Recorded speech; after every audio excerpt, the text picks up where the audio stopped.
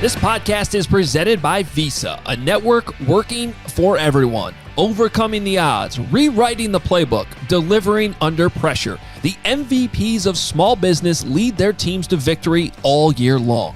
Visa is proud to provide playmakers everywhere with more tools to help grow their business and help them achieve even greater success. Because the more people we can empower, the more we all win. Visa, a network working for everyone. What's up? Welcome in. Hoge Jahns with you after a couple days to digest. Not even 48 hours now with the night game, but it feels like it's been a little bit to digest the Bears' season opening loss to the Los Angeles Rams at outstanding SoFi Stadium on Sunday night. We are back home. We are getting ready for week 2, and we're on to Cincinnati, Johnsy. Are you really? There's players to talk to at House Hall later today. Oh, Sean Desai's supposed to talk this week. Bill Lazor's supposed to talk this week. So we're in like no man's land where we're going to preview the Bengals at some point while we're still going to talk about the Rams. You mean players on that defense might actually talk about what happened? Maybe. It'll be Roquan Smith again. Yeah, probably. Hey, he's probably going to be the voice of the defense this year, and he is the main guy in the middle. So, we'll have those updates for you and see what they have to say. But we've looked at the film, we've rewatched the game, we've got thoughts and things to talk about. We also have your voicemails. The voicemail segment is back. We're excited about it, and we'll have those here for you momentarily. But welcome in. Hoge Jahns here with you. You can follow us on Twitter at Adam Hoge, at Adam Jahns. You can read him at theathletic.com/Hoge Jahns, which is where you should go to subscribe. If you're not already, what are you doing? You are doing it wrong. And Kevin Fishbain will be here today as well. You can read all of his fine content at that same website. I'm up at NBCSportsChicago.com. My first 10 Bears Things column of the regular season is up for you to enjoy. Wrote it on the plane coming home yesterday. And I don't know what else. There's power rankings. There's all kinds of stuff up on NBCSportsChicago.com. Check it out. The presenting sponsor for today's episode of Hoge Jahns is Visa, a network working for everyone. The defense, not quite working for everyone for the Chicago Bears, though. I have a feeling, Johnsy, our listeners probably had some thoughts on the voicemail line. I would say so. Yeah. I would say so. A lot of fingers can be pointed at a lot of players, I would say, after that performance. Well, let's hear what you guys had to say on the voicemail line, which, of course, is 872-221-0046. Please write it down. Save it.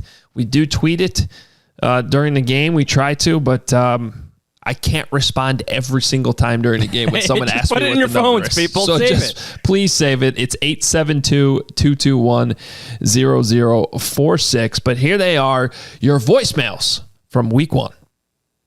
Hello? Do you know who this is? Oh, you didn't know? Your ass better call somebody! The Hoge Jahns voicemail. The Hoge Jahns voicemail line. Believe it or not, George isn't at home. Please leave a message at the beep. Got any questions or comments about the Bears? Give the guys a call before, after, or even during the game. Go Bears! Da-da-dun, da-da-dun. Da-da-dun, da-da-dun. Da-da-dun, da-da-dun. Chicago's Bears. Da-da-dun, da-da-dun, da-da-dun, dun, dun, dun, dun, dun, dun, dun. Dun, dun, dun, dun, dun. Chicago's Bears. Hoge Jahns hit Fib. Kenny G on the mic back there. Bob Dabrowski calling in from Hollywood, California. And I am getting ready to watch the Chicago Bears because football is back, baby, and I love it. I could not be possibly more excited.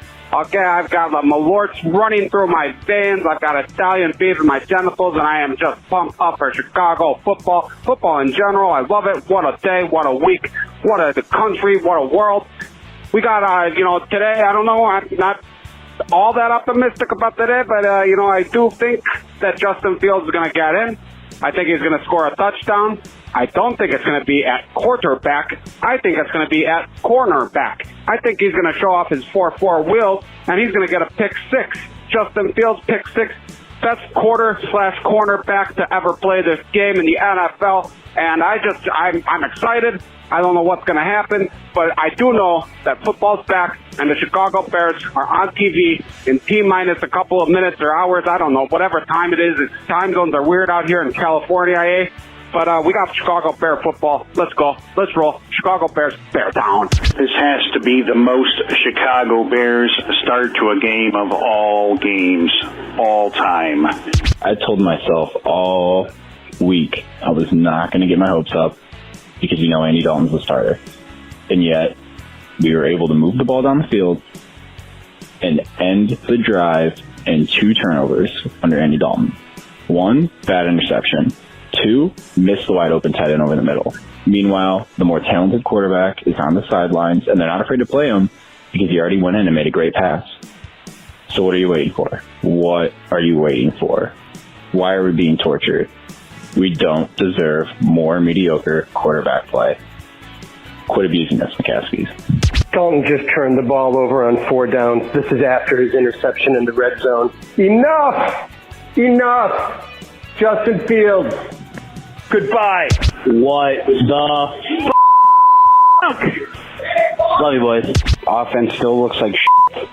Nagy is still an idiot. Awful play management. Awful play calling. Awful clock management. He's an idiot. Please, for the love of God, fire him. Man, I bet Virginia McCaskey is pissed. Nagy, play the kid or don't. Quit dicking around. I'm watching from Morocco this week, but I can tell you, the offense actually looks competent. This isn't to keep Andy Dalton in. It should still be Justin Fields, but something seemingly has clicked, and it is an actual NFL offense for the first time in 3 years for the Chicago Bears. Go Bears. Justin Fields to the dome! Let's go, baby! Red alert, red alert. Justin Fields touchdown for the Bears. But also, I'd like to point out it was a touchdown in the third quarter, so the offense is already doing better than it was last year. Bear down, baby. Eddie Jackson, can you make a f***ing tackle, you f***ing F***ing believable. Well, it's fair to say that Marquis Christian sucks. You guys are absolutely right. I'm tired of Eddie Jackson being a storyline, too. Hey, what's up? This is Will from Portland. Gotta say, it's really cool to see Chris Conte come out of retirement. I don't know how he got the number 4. I thought, Eddie Jackson had that, but whatever. So it's really fun watching Nagy ice both quarterbacks at the same time with this wild swap. Anyway, later. Outcoached and the defense outplayed. Boring.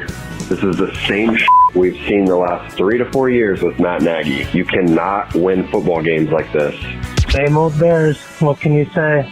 Not saying we need Fields in, but just get the coaching together. Thanks, guys. Where did Bob Dabrowski say he had the Italian beef? I don't want to know. I don't know. It's a visual none of us ever should want in our heads. Bob.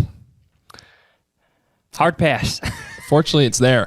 Good calls. Good job. Appreciate everybody chiming in this week. Some funny ones in there. Chris Conte wearing number 4. That's good. Hey,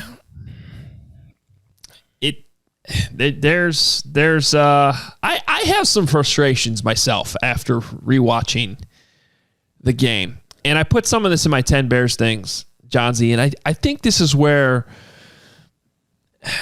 I think Matt Nagy needs to be careful here, for just being honest, with how this whole quarterback thing is going. Oh, 100% agree. And I've said this multiple times on this podcast, but for those that are saying that this is somehow going to buy him more time or help his job security by not playing Justin Fields, I think it's way more riskier to do what he's doing. But regardless of the quarterback, I saw some things rewatching the game that really have me concerned and have my mind-boggling things. So let's go to back-to-back plays late in the first quarter, okay? This is where they put Justin Fields on the field, I think, for the second time. All right, so the first time was the 9-yard throw on the first drive. quickly followed up by, let's start with that. Quickly followed up with false start, timeout, end zone interception.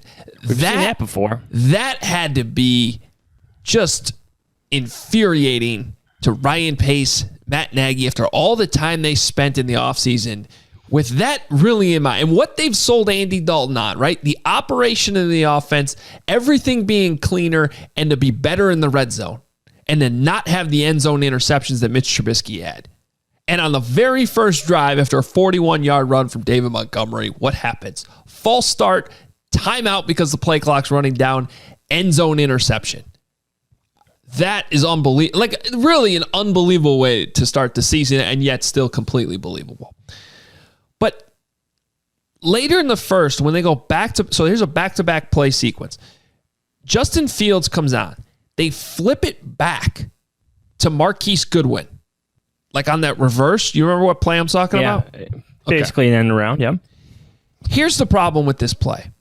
I don't care who's running it. I don't care who the quarterback is. It stinks. This play required 39-year-old Jason Peters, who is very generously listed at 328 on the Bears roster. No chance in hell he's 328. To get out to the numbers and make the key block. On who? Jalen Ramsey. Sorry, man. That ain't going to go well. And honestly, I'm sure they schemed that up hoping that it wasn't Jalen Ramsey they were blocking. But still, asking Jason Peters to get out to the numbers at his age, in the shape he's in, that's your play that you're putting Justin Fields on the field for? Just hate it. Just absolutely hate it. And then here's the next play. The next play, Andy Dalton comes back on. Another horizontal play. How many horizontal plays were there in this game? Horizontal now to the right side, the opposite side. It's just one of these bubble screens that they love to run, right? This one's to Darnell Mooney. But it requires 5'9" Damiere Byrd to make the key block. On who? Jalen Ramsey. Again, probably not drawing that up to block Jalen, having to block Jalen Ramsey, but still, it's the personnel you're asking to block. He's 5'9". He's tiny. What? We didn't bring this. It's we didn't bring bad. This. Go ahead. Sorry. We didn't bring this up in the conversation with Jordan that we had, previewing the game. But she did a great article on Jalen Ramsey being the star of that defense. Now, star is a name for the actual position that he plays for the Rams defense, and it's a versatile position. He's all over the field, right? You're putting one of your best defensive playmakers, maybe even better than Aaron Donald, because you could do different things with him in the secondary, and he's so big as a defensive back. You just do a lot of different things with him. And I was thinking about her article throughout the entire game because he just kept coming up. Like, they were targeting him. Like, I don't know. Maybe it's like a good idea to stay away from the guy. Well, he had one tackle on Marquise Goodwin where he suplexed him. Do you remember the tackle I'm talking about? Yes. Like, he picked him up like a child and threw him back. That happened in the game. The amount of times we heard Jalen Ramsey's name in that game was alarming to me because that means they were being out-schemed. That means the Rams had your number and you could not find a way around this guy. Like, they had other players you could target. Obviously, that's the great thing about Jalen Ramsey. He's going to line up all over the field, and it's hard to avoid him. But that, again, goes back to what I'm talking about. Like, even if that's your defense, like, oh, obviously we're trying to go towards Jalen Ramsey, and they just out-schemed us there, it's still the play design. Did you really think that play with bringing Justin Fields out there and flipping it back to Marquise Goodwin was going to work with Jason Peters having to get out to the numbers? Or a play that requires Damiere Byrd to make the key block? And maybe I'm underestimating Bird's blocking ability. I don't know. I'm just looking. This is like the first time we're seeing him in a Bears uniform. The guy's 5'9" on Jalen Ramsey. I guess the overall point there is there's just some things that went way beyond what's going on with the quarterback. Like, whoever's out there, that's what you're drawing up in the first quarter of the first game. I just did not like it. I had issue with well, we kind of brought this up post game, like feeling the hot hand, like understanding like what's actually working in regards to David Montgomery. I put this in my takeaways column, which will be up at The Athletic, might be up right now. Like when he comes on the third possession, Damian Williams, this is after David Montgomery has clearly shown you that he's going to be an explosive, dynamic threat for you this game. Like he's the best player. He's the best thing going for the Bears in the early going. Like I get the idea you have to spell him every now and then, but you really got to, like, you have to show some flexibility with your plan. You could put Damian Williams on the sideline. You could put David Montgomery back out there for your third possession, even if that was in your plan, to give him that rest on that third possession. Understandable. All teams do it. But he had such a hot hand going. Like David Montgomery had such good things going. And then you open up that possession with the tackle for loss on Damian Williams. It's just like that lack of flexibility, feeling the rhythm of what's actually working, like stood out to me again after going through the numbers on True Media Sport Radar and then watching the game again. Yeah, and look, I thought Damian Williams played great. I mean, one of the biggest positives, I think, is that running back tandem that they have. I don't know if he played great. He had 6 carries for 12 yards, but he how many catches did he have? He was dynamic, dude. Go watch the tape. He was really good. I think but I am agreeing with your point. Just because your plan was to give David Montgomery a couple series and then give him one off doesn't mean that that's what you should do once the game starts. I completely agree with you on that one. But I do think it's a positive that they have, it looks like 2 pretty good running backs. I mean, they didn't really slow down offensively when David Montgomery came out of the game. And I think that was a... Oh, I thought that drive they did. That was I'm sorry. I'm talking about when he got hurt. When he got hurt and had to go to the locker room. Yeah. Like they seem to weather that pretty well. But I completely agree with the point earlier in the game where you went a huge stretch there where David Montgomery didn't touch the ball. And it just 3 carries. He's averaging 19 yards per carry. Come on. I put this in my column. Until Justin Fields takes the field, the actual field, and starts for you, David Montgomery is the identity of your offense. Mm-hmm. He is. Yeah. He is.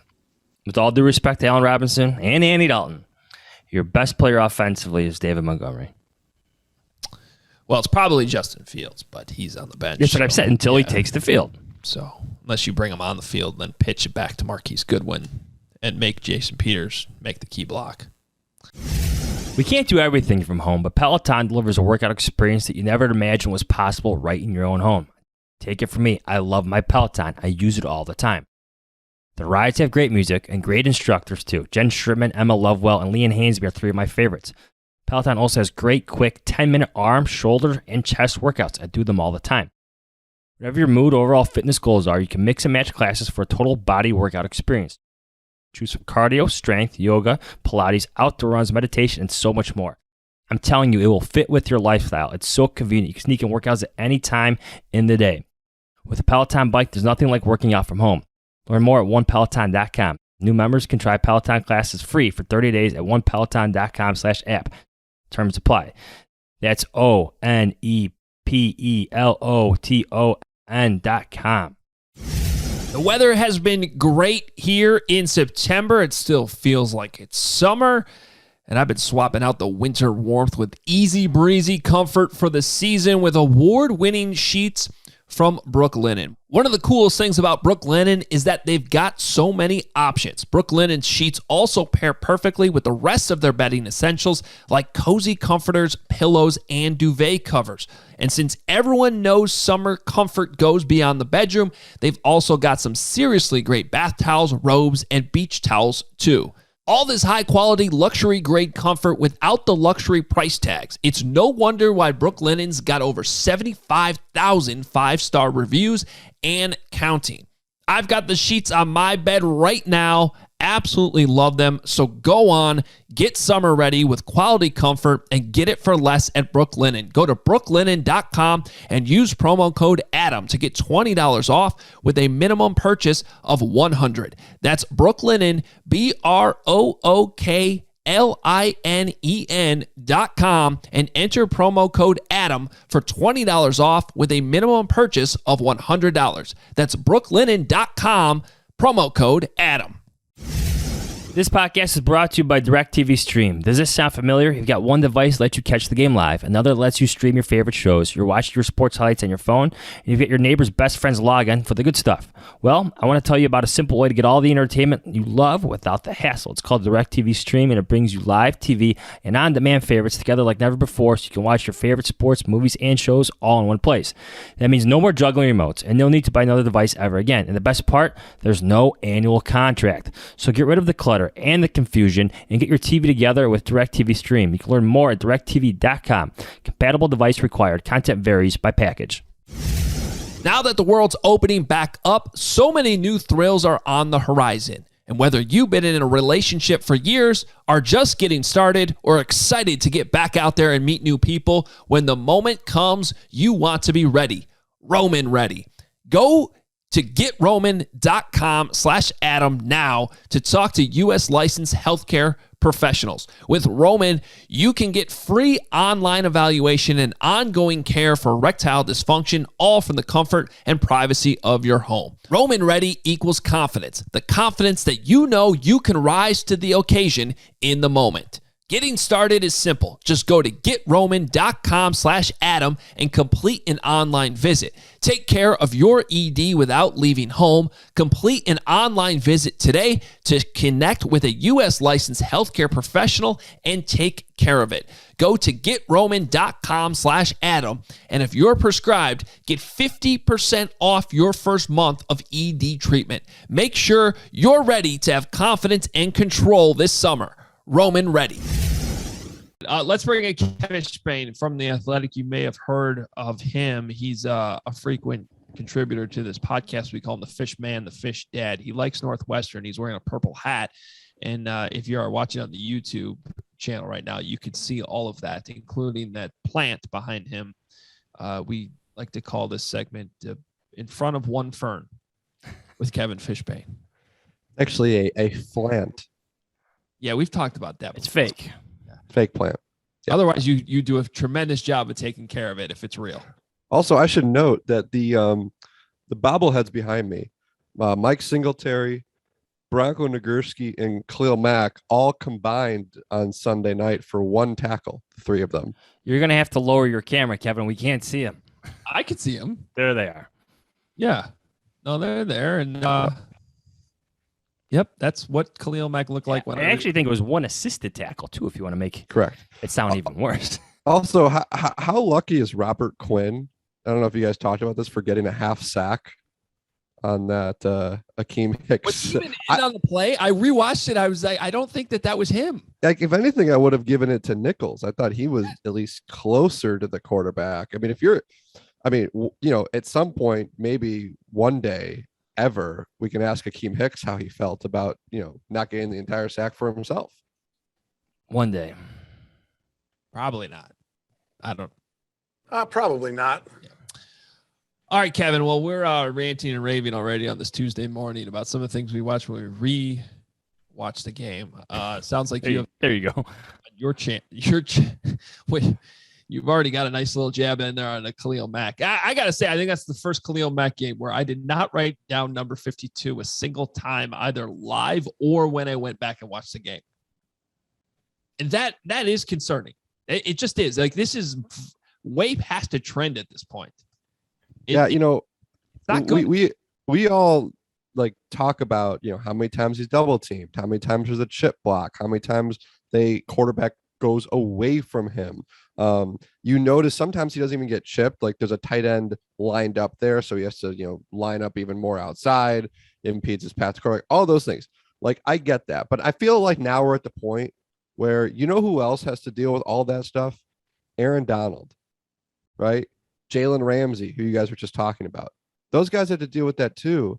And, Khalil Mack dealt with that earlier in his career. It's not like the double teams and triple teams and chip blocks just started on Sunday. In 2018, what do you think teams were doing to him? And he was wrecking them. So, I think, like, last year, I've said it, I've written it. The guy was hurt. He had 4 injuries last year, and he still played like 82% of the time. So, like, I think that's a built-in excuse. But now it's just, okay, how is this going to work? And the idea that he's supposed to be schemed into situations now. But again, it's Khalil Mack. You shouldn't have to get a defensive coordinator to scheme him into opportunities to make big plays. Just look at what other edge defenders did in week 1. Did you guys track this at all? Did you guys see what some of these guys did? TJ Watt. Tracked what Robert Quinn did. 2 sacks. 5 quarterbacks hits. 1 forced fumble. Chandler Jones. 5 sacks. 2 forced fumbles against the Titans. And I would say that those guys played maybe better offensive lines than Khalil Mack did. I went through, so Khalil Mack had, 0 quarterback hits in this game? He had 5 of those games last year, where he's kind of kept off the score sheet. TJ Watt, last year averaged nearly 3 quarterback hits a game for an NFL best 41. And you look back at, the quarterback hits that Khalil Mack had last year, he had 13. It's just at some point, this is a serious problem, is it not? The production, I get that he's paid a lot of attention to. I get that opponents scheme the hell out of him, right? But don't they do the same with TJ Watt? Don't they do the same against, like you mentioned, Aaron Donald and Jalen Ramsey, and yet these guys are mentioned consistently throughout games? This is a problem, I think. Well, and the other problem is that, and I watched Robin pretty closely, he was getting singled and not doing anything. So it's beyond concerning. It's all a problem. It's all a problem. Yes. It's starting to become all a problem, though. It really is. The defense looks old. I think I heard you say that on the radio yesterday, Kevin Fishbain. It looked old, and it's not good. I got to bring up another thing, okay? I have been somewhat defensive of the Bears deciding to keep Jimmy Graham around when they could have used that cap space elsewhere, perhaps kept Kyle Fuller, kept Charles Leno Jr. I still thought that Jimmy Graham and his 9 touchdowns were valuable. I thought the mentoring of Cole Kmet, that's all real. But whatever defense I had for the Bears doing that involved him playing more than 14 snaps. If he's playing 14 snaps, then there was no business keeping him around on that money when you could have spent that cap space elsewhere. I mean, that makes no sense at all. Even last week, correct me, guys, if I'm wrong, it could have cut him last week and still saved all the cap space, but now his contract's guaranteed because he was on the roster for week 1. Instead, they restructured it, pushed another $4.5 million on to next year, now that you got to worry about dead cap space, all to play him 14 snaps. I don't get that. You can't put a dollar amount on mentorship. Just ask Danny Trevathan. Wow. Flamethrower in your arsenal today, huh, Fishman? I'm not even sure I understood that one, but it felt powerful. Hoge, I'm with you because I said, he led the team in receiving touchdowns last year. He's still a weapon in the red zone. We actually saw why he's still a weapon in the red zone on his 1 catch, right? On Jalen Ramsey. It's a good play. But I think the Bears, I believe they were 17th in week 1 in 12 personnel. And, I assume if Nagy's asked about it, he'll talk about the flow of the game and they were trailing. But if you're trailing, you can have Jimmy Graham and Cole Kmet on the field. Would you rather have Jimmy Graham on the field or Damiere Byrd or Marquise Goodwin? I'm not, or none. I don't know who you'd want, but I'm not sure. I'm with you, Hoge, because I think there is there's some kind of gap there because you can't, I'm not saying that they should play him because he's making a lot of money, but you kept him and you're paying him to play, not to just be a mentor for Cole Kmet. But I mean, even more so, I'm just talking about the logic of the personnel decision. Again, even if earlier in the offseason you thought, okay, this makes sense, we're going to do it. a week ago, you must have known by then you weren't going to be using him a ton. So then is it really wise to still keep all the money on the books? Because like right now, and I don't know who they can even go out and get, but like it sure seems like they need a corner. Maybe two. And they don't have the cap space. So just to push another 4.5 on the next year, to play him 14 snaps. Wow. Kyle Fuller made a nice play there to keep the Giants out of the end zone on Sunday. Saw that. Did he get any interceptions? I don't know. But speaking of interceptions, when was the last time the Bears? I should have been the one to look this up, but I couldn't necessarily find it. Last time the Bears as a team had only one pass breakup in a game. And that one pass breakup was Jalen Johnson batting a pass down at the line. Like it wasn't even in coverage. Oh, yeah. That was actually an interesting play when I rewatched it because if you look closely, I think Stafford saw out of the corner of his eye that Johnson was blitzing. I think it was going to be a run. And he saw the corner of his eye that Johnson was blitzing, and he tried to throw to the area that he vacated because it was wide open. It really was wide open. It was a savvy play, I thought, by Matthew Stafford, but Johnson did a great job of then jumping up and batting the pass down. So it's kind of like two smart plays on the same play, and it just ended in an incomplete pass. But you're right. I thought Johnson played really well. And by the way, I actually thought Kindle Vildor was okay. Like I didn't see any major problems with Kindle Vildor in that game. Yeah, I think I said to Johns at some point in the fourth quarter that like we hadn't heard Vildor's name at all. And that's usually a good thing. I thought Johnson had great coverage on that third down in the first quarter when they went deep for Jefferson. We'll see what Sean Desai says on Wednesday, but I'm curious you guys' thoughts on that first touchdown. Is Johnson? Did he get fooled in that move also? Is he passing to Eddie Jackson, who's expecting to be in position there? Like, I'm not entirely sure. At least to Johnson's credit, he continued after the play and at least got a hand on Van Jefferson. Granted, it was in the end zone, but. Well, I mean, first of all, it was a great route. Sometimes you do have to give the other team a great throw. And because what happens is, I mean, some of the percentage of blame has to go on Johnson a little bit, but Eddie Jackson does have the coverage over the top, and the route was really good that he got Jackson to turn his hips towards the sideline, which is what you're taught to do on that play, and then he cut it back to the middle of the field and basically got him down. I mean, it was a really good play. Sometimes that happens. It was a good play design, and again, it goes back to. Well, it's all intertwined because it goes back to me, yeah, Aaron Donald's a problem. Guess what? Khalil Mack's a problem. Akeem Hicks is a problem. One team was able to get deep vertical shots, contain those problems. The other team was not. And some of that does come down to scheme and coaching. And that was a play where they did a really good play design.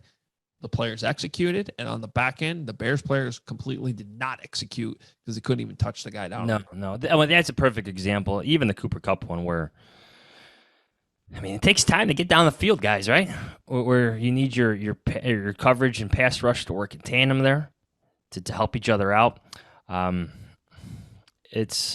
don't know which one was more alarming, the lack of consistent pass rush by a defensive line that's supposed to be your strength, or just the glaring holes that continue to show up in the secondary. Because I mean, it's both problems. It's all problems. John Fox would say. Well, what did you guys think of Matthew Stafford? I have to say, after one game with Sean McVay, like you could see where the big arm comes into play, like how it just makes his offense a bit different. Like I wanted to be sold on this Matthew Stafford idea. I wanted to see it, to believe it, but I think they have something here. I really do.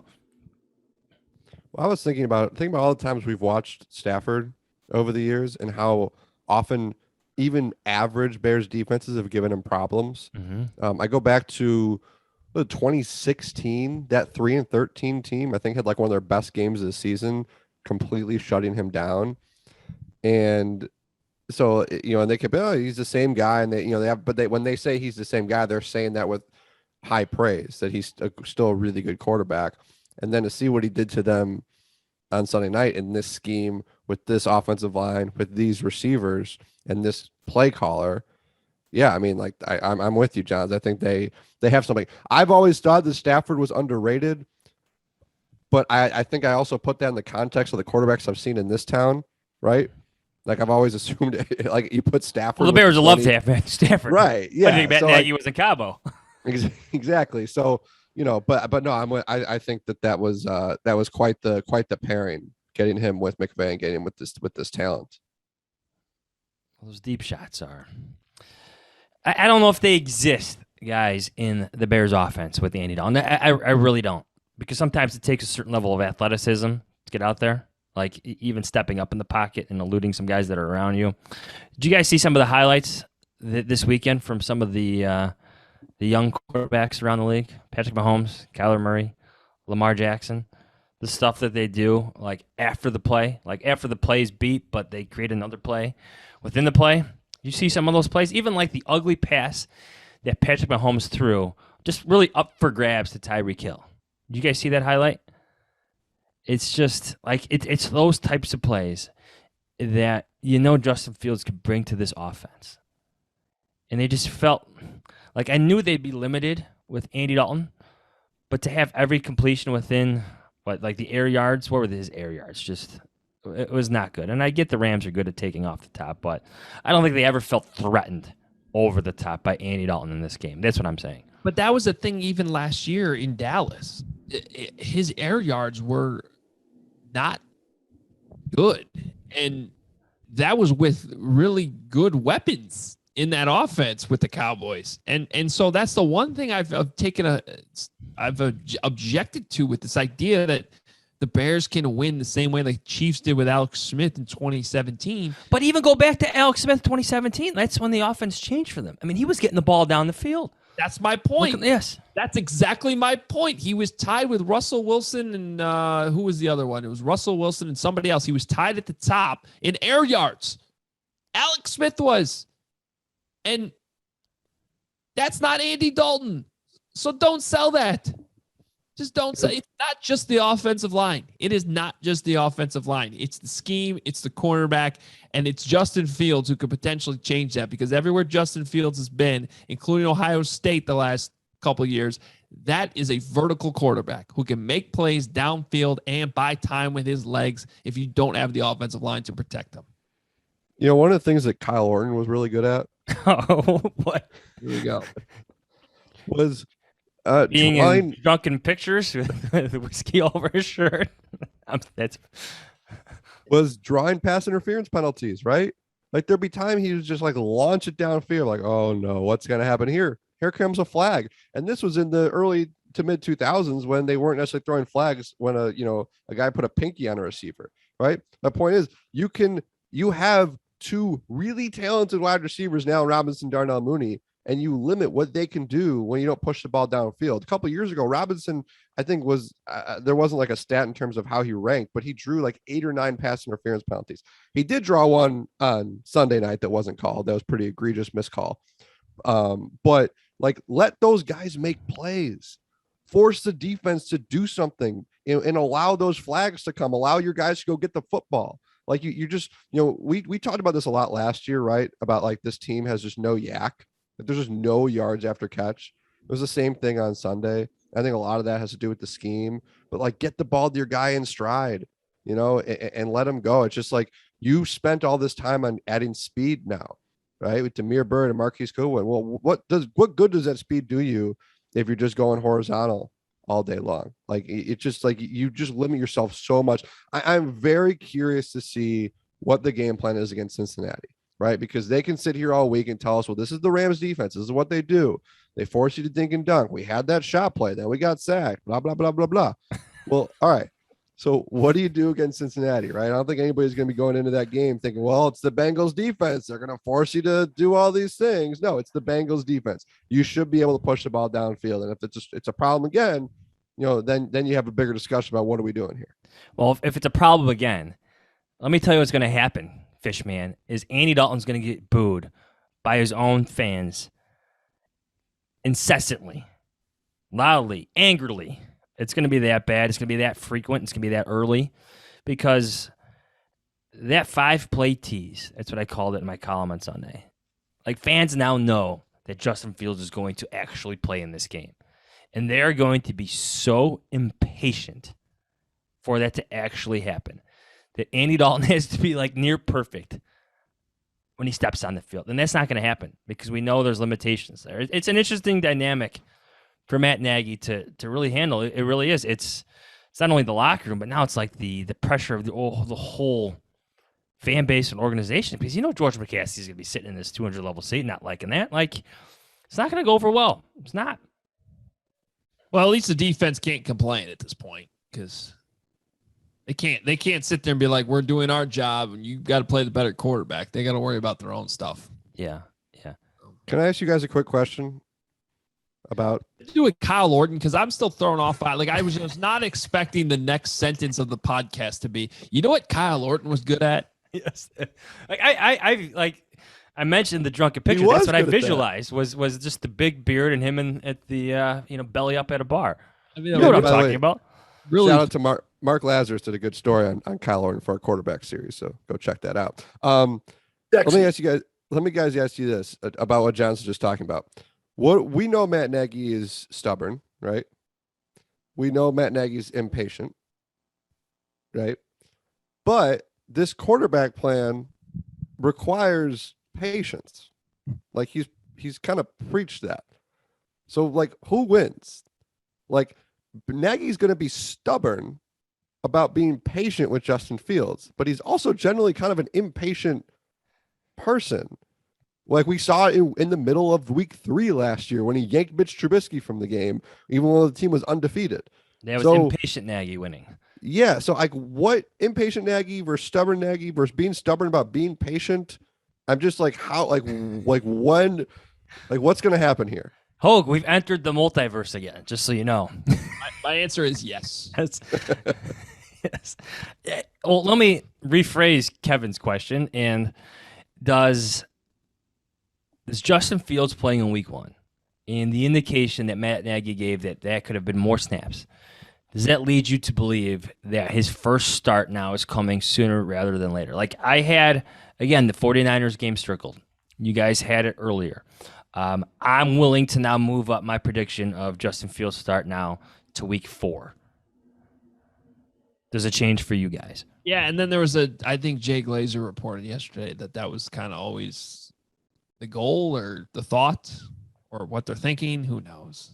Look, let me just say this. I think both of these can be true at the same time. I'm not necessarily a huge fan of having 2 quarterbacks in the game at the same time, but I actually think it was okay. I didn't feel like any quarterback was disrupted in either way. I mean, it certainly didn't help Justin Fields get into any kind of rhythm, but that was kind of the plan, and he knew that going into it. You're not going to get in a rhythm if you're only playing 5 snaps.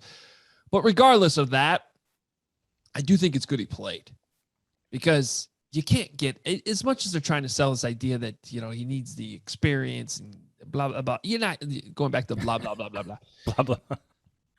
You can't get that from the sideline. So I can kind of buy all right, let's get in the regular season. He can spend a couple weeks seeing how this works, the game preparation during the week and how, all that. I can sort of get behind it. But at the end of the day, the dude needs to play. He needs to get the experience on the field. So at least they let him go out there on the field and get a few snaps. And it's better than nothing. I don't still completely love the whole thing, but it's better than nothing. Yeah, it'll change the season. Yeah. It's just odd strategy to leave your best offensive weapon on the bench an entire game. You just can't do it. You have to give him a little bit. You got to give him a taste. And to your point, though, just from a schematic standpoint, whether he's a rookie or not, it would have been harder if you had actually put Fields out there for a whole series or in the second half. It would have been much harder for the Rams to just keep coming and coming and coming the way they did, because you lose contain on Justin Fields and you're screwed. So their defense would have changed. Now, could they still have sat back and confused him with coverages? Sure, but it would have been an opportunity to change how the game was going. And, you're all, clearly Your game plan is to just have these dink and dunk short horizontal routes. I just think that could have been different if you put Justin Fields in there. And Allen Robinson gets at least one route over 10. Yeah. Right? If Justin Fields is in the game. I would say just like a 10-yard scramble for a first down by Justin Fields, where he slides or runs out of bounds. Like that enough would change the dynamic of the Rams defense. Like that's not on the table for Andy Dalton. It's just not. You don't have to worry about that. Yeah, he could scramble for a couple of yards, whatever, but not like that. Like Andy Dalton gains 2 yards, where Justin Fields will gain 12. It's Remember just different. The one scramble is actually kind of nice that Dalton had, where he got inside the 5, I think. Is that a touchdown? If it's Justin? Andy Dalton might need to go to the Justin Fields School of Sliding. Yeah, that was not a great Kind slide. of more of a dive. That was a good scramble by him, though. Sure, it was. Guys, I don't think Dalton played poorly. Other than the beginning of the game was not good at all. And let me rephrase it. He had a very bad first quarter, because you just can't have an end zone interception like we talked about on the top of the podcast after everything that happened last year.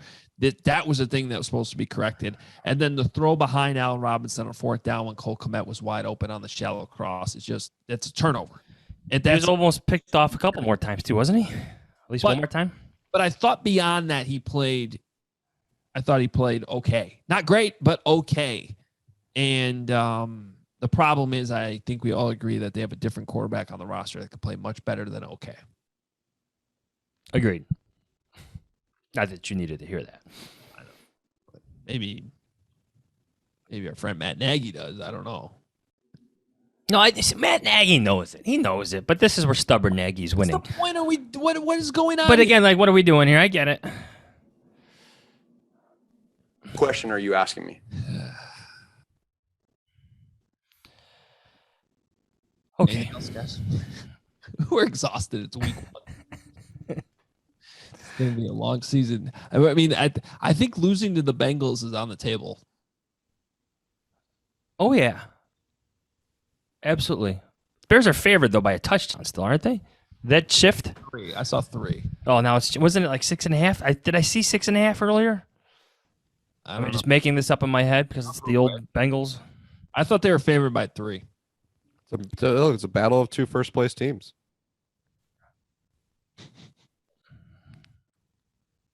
He's got the jokes today. You're an idiot sometimes. I can't find the spread right now. If the Bengals can beat the Vikings, they can beat the Bears. The Vikings, meanwhile, have the same problems. They're talking about their offensive line and their secondary this week, and they're upset about their head coach. Bengals got that win. All right, let's see here real quick. You got it? The Bears are a 3-point favorite. Okay. Maybe I was making that up. So, it may have been a touchdown before, but I saw it at 3 pretty quickly. And I was honestly surprised. I guess it makes sense. That's a home point team spread. That's it. That's all it is. But I'm still almost a little surprised that the Bears are actually favored after that game, though. So, and by the way, the Rams might be really good. Like, really good. To your point about Stafford, if that's a legitimate pairing, it looked pretty good for 1 week at least. Like, that's going to be a really tough team to beat. All right, any final thoughts from you guys? Nope. Play the kid. Got to get to Hal's Hall, see which players talk today. We will be back Thursday with our preview episode to break down this game against Joe Burrow. Jamar Chase. Might start Jamar Chase in fantasy this week after what I saw from the Bears secondary in week 1. Might be something you guys might want to do. You like 50-yard touchdown passes? Yeah. I do on fantasy. 61 yards, 56 yards. I do like those. All right, well, follow us on Twitter. Kevin Fishbain, thanks for jumping on here. You got 15 seconds on Northwestern? Thanks for having me. Northwestern gets their first win of the season. And I think for the first time in football history, a coach went for it on 4th and 23 from the opponent's 31-yard line in the third quarter. Small event. This is the 5th time I've heard about that decision by Pat Fitzgerald. Wait. You said he went for it? He did. Went for it. Kevin can't get over it, though, Adam. I've heard about it 5 times now. I thought you said he No, he's so amusing. No, went for it. 4th I'm and done 23 here. From the Indiana State 31. Middle of the third quarter. Huh. Yeah. See, for some reason when you brought that up first, I thought you said that they were like at the Northwestern 23 or something and punted. Like, okay. Listen, I like to see history. I saw history that afternoon at Ryan Field. And Nagy went for it on 4th and 15. Yeah, which seems like a much sounder decision when you compare them. And the route was 13 yards. Well, I mean, listen. We don't know what was supposed to happen after he caught the ball. Well, the Bears are a good yak team. Didn't you mention that earlier? Listen, if Kyle Orton was throwing there, it would have been a pass interference flag. Would have gotten the first down. Okay, podcast over. All right, we're out of here. Follow us on Twitter at Adam Johns, at K Fishbain. Read those guys on The Athletic, theathletic.com/Hoge Jahns. My stuff's up at NBCSportsChicago.com. Check out the t-shirts. They are on obviousshirts.com. Saw some tweets from people wearing them at SoFi Stadium, which was awesome. Appreciate you guys doing that. And keep it going this week at Soldier Field. Bears, Bengals. Good time to wear those t-shirts while the weather's still warm. And we'll have some new stuff coming for you as well. Check out the YouTube channel, Hoge Jahns. Subscribe. Please hit that notification button. Find out when we go live, which we'll still do a little bit. We're still figuring that out because things with post-game are back to how they used to be before last year when it was a little bit easier to go live. So we'll keep you posted on all that. But thanks for the support. Great voicemails this week. Kevin Fishbain, you're the best. Send your Kyle Orton tweets at the Fishman. And we'll talk to you later in the week. See ya.